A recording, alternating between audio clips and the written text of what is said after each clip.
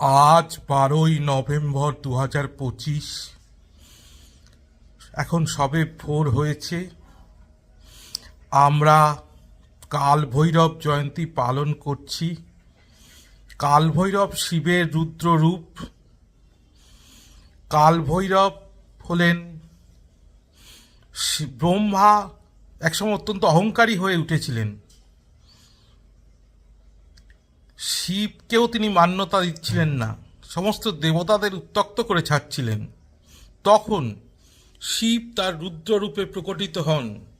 সেই রুদ্ররূপ হলো কাল ভৈরব। তিনি ব্রহ্মার 5টা মাথা কেটে দেন, কিন্তু পনুতাপে পরে দগ্ধ হয়ে তিনি পরিভ্রমণ করতে থাকে। অবশেষে কাশীতে তার মুক্তি ঘটে এবং শিব তাকে আশীর্বাদ দেন যে তিনি কাশীর রক্ষক বা কোতোয়াল হিসাবে, কাশীর অধিষ্ঠিত দেব হিসাবে সর্বদা বিরাজ করবেন। কাল ভৈরব জয়ন্তী পালন করা হয় শুক্লা চতুর্দশীর অষ্টমী তিথিতে।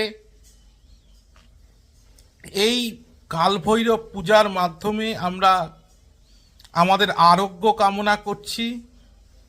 আমাদের সমস্ত ভয় ভীতি যেন দূর হয়, আমাদের শত্রুনাশ হয়, এই কামনা প্রার্থনা নিয়ে কাল ভৈরবের কাছে আমরা রাখছি।